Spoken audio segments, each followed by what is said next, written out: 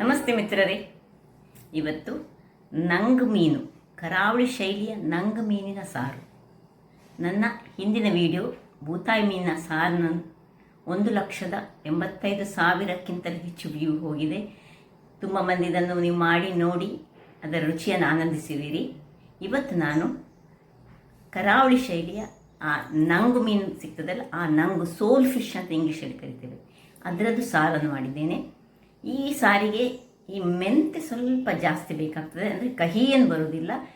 ಈ ಎಲ್ಲ ಮೀನುಗಳಿಗೆ ಒಂದೇ ರೀತಿಯ ಮಸಾಲೆಯನ್ನು ನಾವು ಹಾಕೋದಿಲ್ಲ, ಸ್ವಲ್ಪ ಡಿಫ್ರೆಂಟಾಗಿ ನಾವು ಈ ಮಸಾಲೆಯನ್ನು ಮಾಡ್ತೇವೆ. ಹಾಗಾದರೆ ಬನ್ನಿ ಈ ಕರಾವಳಿ ಶೈಲಿಯ ನಂಗು ಮೀನಿನ ಸಾರನ್ನು ಹೇಗೆ ಮಾಡುವುದೆಂದು ನೋಡೋ ಮೊದಲು, ಯಾರೆಲ್ಲ ನನ್ನ ಚಾನಲನ್ನು ನೋಡ್ತಿದ್ದೀರಿ, ಯಾರೆಲ್ಲ ಇನ್ನೂ ಸಬ್ಸ್ಕ್ರೈಬ್ ಮಾಡಿಲ್ಲ, ದಯವಿಟ್ಟು ಸಬ್ಸ್ಕ್ರೈಬ್ ಮಾಡಿ ಸಪೋರ್ಟ್ ಮಾಡಿ ಅಂತ ಹೇಳುತ್ತಾ ಅಡಿಗೆ ಮನೆಗೆ ಹೋಗೋಣ.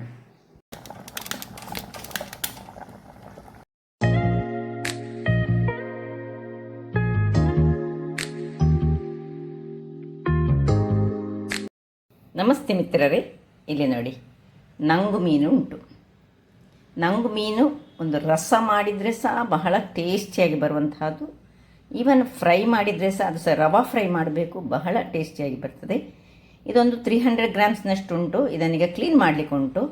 ಅದರೊಟ್ಟಿಗೆ ಈಗ ಏನೆಲ್ಲ ಸಾಮಗ್ರಿಗಳು ಬೇಕು ಹೇಳೋ, ವೆರಿ ಸಿಂಪಲ್ ಆದ ಕೆಲವು ಸಾಮಗ್ರಿಗಳು ನಮಗೀಗ ಬೇಕು. ಮೊದಲಿಗೆ ತೆಂಗಿನ ತುರಿ. ಇಲ್ಲಿ ನೋಡಿ, ಒಂದು ಸಣ್ಣ ತೆಂಗಿನಕಾಯಿ ಆದರೆ ಒಂದು ಸಣ್ಣ ತೆಂಗಿನಕಾಯಿ ಇಡೀ ಬೇಕಾಗ್ತದೆ. ಇಲ್ಲದೆ ದೊಡ್ಡ ತೆಂಗಿನಕಾಯಿ ಆದರೆ ಅದರದ್ದು ಅರ್ಧ ಭಾಗದಷ್ಟು, ಒಂದು ಹೋಳು ಬೇಕು, ಅಥವಾ 100 ಗ್ರಾಮ್ಸ್ನಷ್ಟು ತೆಂಗಿನ ತುರಿ ಬೇಕು. ಇಲ್ಲಿ ನೋಡಿ, ಒಂದು ನೀರುಳ್ಳಿ, ಇದರಲ್ಲಿ ಅರ್ಧ ಹಾಕಿದರೆ ಸಹ ಸಾಕಾಗ್ತದೆ, ಸಣ್ಣ ಹೆಚ್ಚಿಟ್ಕೊಳ್ಬೇಕು. ಒಂದು 4-5 ಪಾಟ್ಗಳಷ್ಟು ಬೆಳ್ಳುಳ್ಳಿ, ಒಂದು ಸಣ್ಣ ಶುಂಠಿ ಬೇಕು. ಸ್ವಲ್ಪ ನಂಗು ಮೀನು ಸ್ವಲ್ಪ ಗ್ಯಾಸ್ಟ್ರಿಕ್ ಅಂಶ ಹೊಂದಿರುವಂಥದ್ದು, ಅದರಿಂದಾಗಿ ಒಂದು ಅರ್ಧ ಚಮಚದಷ್ಟು ಜೀರಿಗೆ, ಅರ್ಧ ಚಮಚದಷ್ಟು ಸಾಸಿವೆ, ಅರ್ಧ ಚಮಚದಷ್ಟು ಮೆಂತೆ, ಹಾಗೂ 5-6 ಕಾಳುಗಳಷ್ಟು ಕರಿಮೆಣಸು. ಈ ಬ್ಯಾಡಿಗೆ ಮೆಣಸು ಒಂದು 6, ಮತ್ತು ಒಂದು ಸ್ವಲ್ಪ ಈ ರೌಂಡ್ ಮೆಣಸು ಅಥವಾ ರಾಮನಾಡ್ ಮೆಣಸು ಅನ್ಸ ತೆಗೆದುಕೊಳ್ಬೋದು. ಇನ್ನೊಂದು ಟೈಪ್ನಲ್ಲಿ ಬರ್ತದಲ್ಲ, ಆ ಮೆಣಸು ಸಾಕ್ತದೆ. ಇದು ಈ ರೌಂಡ್ ಮೆಣಸು ನಮ್ಮ ಊರ ಮೆಣಸು ತೆಗೆದುಕೊಳ್ಬೋದು. ಮತ್ತು ಹುಳಿ, ಒಂದು ಸಣ್ಣ ನಿಂಬೆ ಗಾತ್ರದ ಹುಳಿ ಬೇಕು ನಮಗೆ. ಮೊದಲಿಗೆ ನಾನು ಈ ಮೀನನ್ನು ಕ್ಲೀನ್ ಮಾಡ್ತೇನೆ. ಕ್ಲೀನ್ ಮಾಡೋದು ಸಹ ಬಹಳ ಸುಲಭ. ಅದರ ಮುಖ ಕಟ್ ಮಾಡಿಕೊಳ್ಬೇಕು, ಮತ್ತು ಅದರ ಸಿಪ್ಪೆಯನ್ನು ಜಾರಿಸ್ಕೊಳ್ಬೇಕು.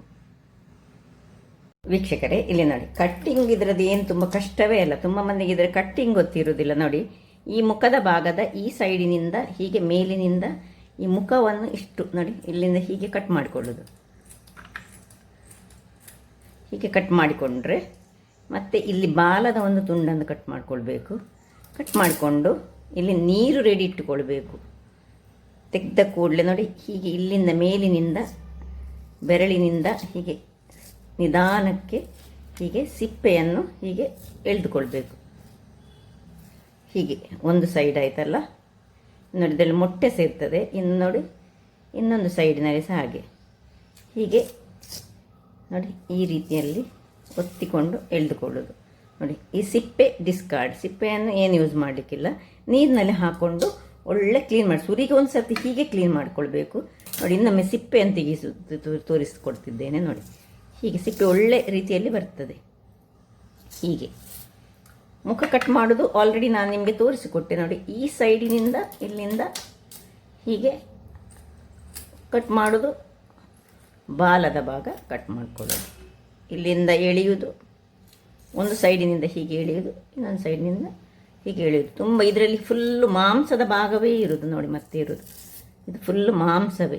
ಬಹಳ ಟೇಸ್ಟಿಯಾಗಿ ಬರ್ತದೆ. ಇನ್ನು ಪದಾರ್ಥ ಮಾಡೋಣ ಮಿತ್ರರೇ. ಇಲ್ಲಿ ನೋಡಿ, ಮೀನು ಒಳ್ಳೆ ಕ್ಲೀನಾಗಿ ಬಂತು. ಇದರಲ್ಲಿ ಸ್ವಲ್ಪ ಸಹ ನೀರಿಟ್ಕೊಳ್ಬಾರ್ದು. ನೋಡಿ, ಎಷ್ಟು ಚೆನ್ನಾಗಿ ಕ್ಲೀನ್ ಆಯಿತು ನೋಡಿ. ಸ್ವಲ್ಪ ನೀರನ್ನು ಎಲ್ಲ ತೆಗೆದುಕೊಳ್ಬೇಕು. ತೆಗೆದುಕೊಂಡು ಇದಕ್ಕೆ ಚೂರು ಉಪ್ಪಲ್ಲೇನು ಹಾಕ್ಕೊಳ್ಬೇಕಂತಿಲ್ಲ, ಚೂರು ಹಳದಿಯ ಪುಡಿ, ಅಂದರೆ ಅರಸಿನದ ಪುಡಿ ಚೂರು ಹಾಕ್ಕೊಳ್ಬೇಕು. ಏನು ನಮಗೆ ಮತ್ತೆ ಮೀನಿನ ಪದಾರ್ಥದಲ್ಲಿ ಅದರದ್ದು ಮೀನಿನ ಸ್ಮೆಲ್ ಹೇಳಿ ಬರೋದಿಲ್ಲ, ಅದಕ್ಕೆ ಸ್ವಲ್ಪ ಚೂರು ಹಳದಿ ಹಾಕ್ಕೊಂಡು ಇಟ್ಕೊಳ್ಳೋಣ. ಇಲ್ಲಿ ನೋಡಿ, ನಾನು ಸಣ್ಣದಾಗಿ ಈ ನೀರುಳ್ಳಿಯನ್ನು ಸಹ ಹೆಚ್ಚಿಕೊಂಡಿದ್ದೇನೆ, ಶುಂಠಿಯನ್ನು ಸಹ ಹೆಚ್ಚಿಕೊಂಡಿದ್ದೇನೆ. ಈಗ ಮಸಾಲೆಯನ್ನು ಹುರಿದುಕೊಳ್ಳೋಣ. ಇಲ್ಲಿ ಒಂದು ಕಬ್ಬಿಣದ ಬಾಣಲೆಯನ್ನು ಇಟ್ಕೊಂಡಿದ್ದೇನೆ. ನಾನು ಅದನ್ನು ಉರಿಸಿಕೊಡ್ತಿದ್ದೇನೆ. ಅದು ಬಿಸಿ ಆಗುವಾಗ ನೋಡಿ ಒಂದೇ ಒಂದು ಚಮಚದಷ್ಟು ನಾನು ತೆಂಗಿನ ಎಣ್ಣೆ ಹಾಕ್ಕೊಳ್ತಿದ್ದೇನೆ. ತೆಂಗಿನ ಎಣ್ಣೆ ಹಾಕ್ಕೊಳ್ಬೇಕು ನೋಡಿ. 5-6 ಬ್ಯಾಡಗೆ ಮೆಣಸು ಮತ್ತು 2 ರೌಂಡ್ ಮೆಣಸು, ಊರಿನ ಮೆಣಸು ಹಾಕ್ಕೊಂಡಿದ್ದೇನೆ. ಅಥವಾ ರಾಮನಾಡ್ ಮೆಣಸು ಅಂತ ಸಹ ಕರೀತಾರೆ, ಅಥವಾ ಈ ಗುಂಟೂರು ಮೆಣಸು ಹಾಕ್ಕೊಳ್ಬೋದು. ಆದರೆ ಇದು ಹೀಗೆ ಈ ರೀತಿಯಲ್ಲಿ ಬ್ಯಾಡಗೆ ಮೆಣಸು ಮತ್ತು ನಮ್ಮ ಈ ಊರಿನ ರೌಂಡ್ ಮೆಣಸು ಹಾಕಿದರೆ ಬಹಳ ಉತ್ತಮ. ಇಲ್ಲಿ ಈಗ ನಾನು ಸ್ವಲ್ಪ ಕರಿ ಲೀವ್ಸನ್ನು ಹಾಕ್ಕೊಳ್ತಿದ್ದೇನೆ.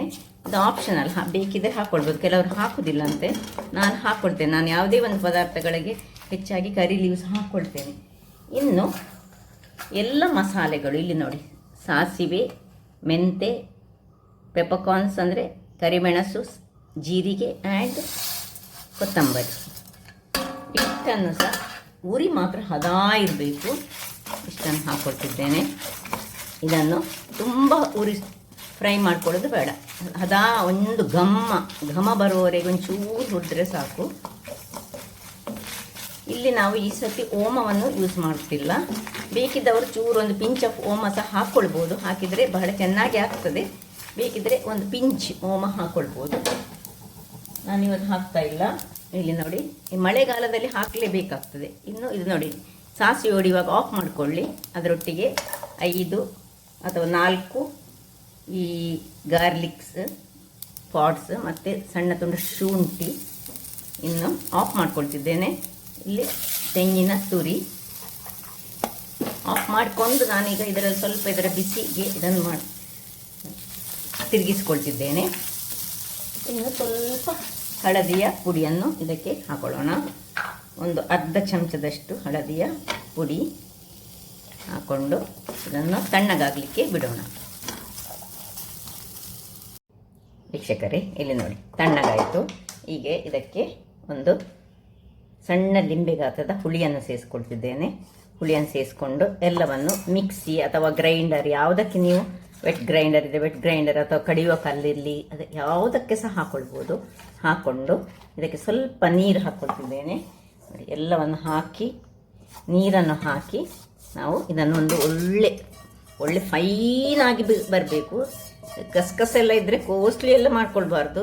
ಈ ಮೀನಿನ ಪದಾರ್ಥ ಹೇಳಿದರೆ ಅದು ತುಂಬ ಫೈನಾದ ಮಸಾಲ ಆಗಬೇಕು, ಹಾಗಾದರೆ ಮಾತ್ರ ಅದರ ಟೇಸ್ಟ್ ಬಹಳ ಚೆನ್ನಾಗಿ ಬರ್ತದೆ. ನೋಡಿ, ಇಷ್ಟನ್ನು ಹಾಕ್ಕೊಂಡು ನಾನು ಇದನ್ನು ಗ್ರೈಂಡ್ ಮಾಡಿಕೊಂಡು ತರ್ತಿದ್ದೇನೆ.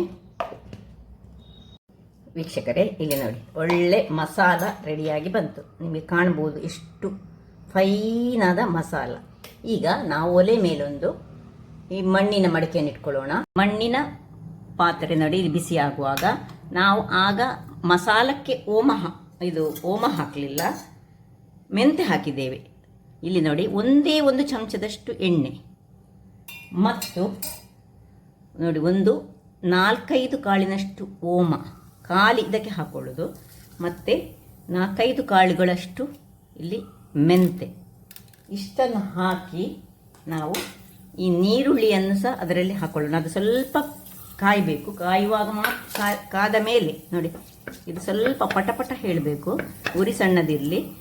ಅಷ್ಟಾಗುವಾಗ ಏನು ಮಾಡಬೇಕು ಹೇಳಿದರೆ, ನಾವು ಈ ನೀರುಳ್ಳಿ, ಶುಂಠಿ ಕೊಚ್ಚಿಟ್ಟದ್ದು ಮತ್ತು ಖಾಲಿ ಒಂದು ಹೀಗೆ ಸ್ಲಿಟ್ ಮಾಡಿದಂತಹ ಮೆಣಸು ಇಷ್ಟನ್ನು ಹಾಕ್ಕೊಂಡು ಏನು ಮಸಾಲ ನಾವು ಮಾಡಿದ್ದೇವೆ ನೋಡಿ, ಆ ಮಸಾಲೆಯನ್ನು ಈಗ ಇದಕ್ಕೆ ಹಾಕೊಳ್ಳೋಣ. ನಾವು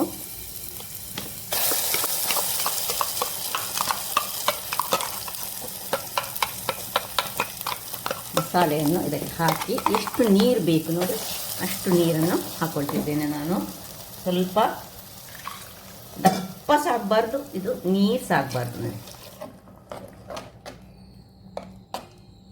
ಇನ್ನು ಇದಕ್ಕೆ ಈ ಒಂದು ಮರದ ಸೌಟನ್ನೇ ಹಾಕ್ಕೊಡ್ಬೇಕು. ಯಾಕೆ ಹೇಳಿದರೆ, ಮರದ ಸೌಟು ಹಾಕಿದರೆ ಮಾತ್ರ ಈ ಮಣ್ಣಿನ ಈ ಮಣ್ಣಿನ ಪಾಟ್ಗಳಿಗೆ ಏನು ಹಾನಿ ಆಗೋದಿಲ್ಲ. ಅದರಿಂದಾಗಿ ಸ್ವಲ್ಪ ಇನ್ನು ಸ್ವಲ್ಪ ನೀರನ್ನು ಹಾಕ್ಕೊಳ್ತಿದ್ದೇನೆ. ಇನ್ನು ರುಚಿಗೆ ತಕ್ಕಷ್ಟು ಉಪ್ಪು ನಮಗೆ ಕಾಣ್ಬೋದು ನೋಡಿ, ಇಷ್ಟು ದಪ್ಪ ಬೇಡ ನಮಗೆ. ಪುನಃ ಸ್ವಲ್ಪ ಮಿಕ್ಸಿಗೆ ನೀರನ್ನು ಹಾಕ್ಕೊಂಡು ಇನ್ನು ಸ್ವಲ್ಪ ನೀರು ಮಾಡಿಕೊಂಡೆ. ತುಂಬ ತೆಳುವ ಆಗಬಾರ್ದು. ಈ ಒಂದು ನಂಗು ಮೀನಿಗೆ ತೆಳುವಾದರೆ ಅದರ ರುಚಿಯೇ ಹೋಗ್ತದೆ. ಸೊ ನೋಡಿ ಈ ಸೈಡ್ಸನ್ನೆಲ್ಲ ಒರೆಸ್ಕೊಳ್ಳೋಣ, ಏನು ಹೀಗಿರಬಾರ್ದು. ಇನ್ನು ಸ್ವಲ್ಪ ನೀರು ಹಾಕಿ ನಾನು ನಿಮಗೆ ತೋರಿಸ್ಕೊಡ್ತೇನೆ ಯಾವ ಹದದಲ್ಲಿ ಇರಬೇಕು ಹೇಳಿ. ನೋಡಿ ಈ ಹದದಲ್ಲಿ ಬರಬೇಕು, ತೆಳುವಾಗಬಾರ್ದು. ದಪ್ಪ ಇದ್ದರೆ ನಮಗೆ ಇದು ಒಂದು ನಮಗೆ ಗಶಿ ಗಶಿ ರೂಪದಲ್ಲಿದ್ದರೆ ತುಂಬ ಚೆನ್ನಾಗಿ ಬರ್ತದೆ. ಈಗ ನಾವು ಮುಚ್ಚಳವನ್ನು ಮುಚ್ಚಿಕೊಂಡು ಒಳ್ಳೆ ಕುದಿಲಿಕ್ಕೆ ಬಿಡೋಣ. ವೀಕ್ಷಕರೇ ಇಲ್ಲಿ ನೋಡಿ ಒಳ್ಳೆ ಕುದೀತಾ ಬಂತು. ಹೀಗೆ ಕುದಿಬೇಕು. ಒಳ್ಳೆ ಕುದಿದಾಗ ನಾವು ಇದಕ್ಕೆ, ನನ್ನ ಹತ್ರ ಒಂದು ಈ ಮರದ ಒಂದು ಸೌಟೊಂದು ಮಿಸ್ ಆಗಿದೆ, ಇನ್ನೊಂದು ಸರ್ತಿ ಮಾರ್ಕೆಟಿಗೆ ಹೋದಾಗ ತರಬೇಕು. ಇಂಥ ಸೌಟಿಗಿಂತ ಸಹ ಮರದ ಸೌಟು ಹಾಕಬೇಕು ಯಾವಾಗಲೂ ಈ ವುಡನ್ ಈ ಮಣ್ಣಿನ ಪಾತ್ರೆಗಳಿಗೆ. ಈಗ ಇಲ್ಲಿ ನೋಡಿ ಏನು ಮೀನನ್ನು ನಾವು ರೆಡಿ ಮಾಡಿಟ್ಟುಕೊಂಡಿದ್ದೇವೆ, ಇದನ್ನು ಒಂದೊಂದಾಗಿ ಒಳ್ಳೆ ಕುದ್ದ ಮೇಲೆ ಹಾಕಬೇಕು. ಹಾಕಿ ಒಂದು ಕೇವಲ ಇದಕ್ಕೆ ಹೆಚ್ಚು ನಿಮಿಷ ಬೇಡ, ಯಾಕೆ ಹೇಳಿದರೆ ಇದು ತುಂಬ ಸಾಫ್ಟ್ ಆದ ಮೀನು, ಮಾಂಸ ಇರುವಂಥದ್ದು. ನೋಡಿ ನಿಮಗೆ ಕಾಣಬಹುದು. ಸ್ವಲ್ಪ ತಿರುಗಿಸಿಕೊಳ್ಳೋದು ಈಗ ಬೇಡ, ತಿರುಗಿಸುವಾಗ ನಾವು ಬಟ್ಟೆಯನ್ನು ಹಿಡಿದುಕೊಂಡು ಇದನ್ನು ತಿರುಗಿಸಿಕೊಳ್ಬೇಕು. ನೋಡಿ ಮುಚ್ಚಳ ಮುಚ್ಚಿ 2 ನಿಮಿಷಗಳ ಕಾಲ ಬೇಯಿಸ್ಕೊಳ್ಳೋಣ. ಇಲ್ಲಿ ನೋಡಿ ವೀಕ್ಷಕರೇ ಒಳ್ಳೆ ಕುದೀತಾ ಉಂಟು. ನೋಡಿ ಹೇಗೆ ಕುದೀತಾ ಉಂಟು ನೋಡಿ.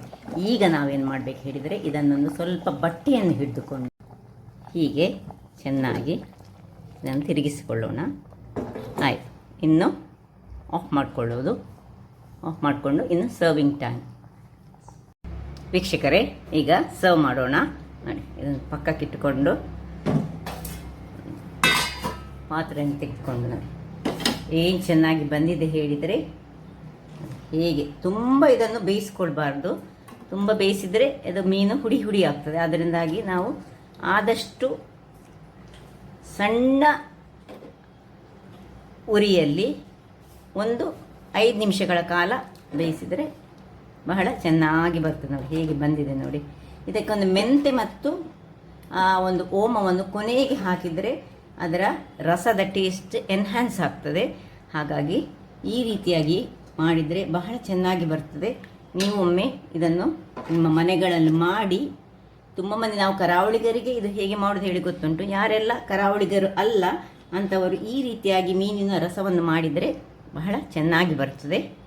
ಹಾಗಾದರೆ ನೋಡಿದ್ರಲ್ಲ ವೀಕ್ಷಕರೇ, ನನ್ನ ಈ ಕುಕಿಂಗ್ ಚಾನಲ್ ನಿಮಗೆ ಇಷ್ಟ ಆದರೆ ಬೋಳೂರು ಸುವರ್ಣ ಚಾನಲನ್ನು ಲೈಕ್ ಮಾಡಿ, ಶೇರ್ ಮಾಡಿ ಹಾಗೂ ಸಬ್ಸ್ಕ್ರೈಬ್ ಮಾಡಿ ಹಾಗೂ ನನ್ನ ಇನ್ಸ್ಟಾಗ್ರಾಮ್ ಪೇಜನ್ನು ಫಾಲೋ ಮಾಡಿ. ಧನ್ಯವಾದಗಳು.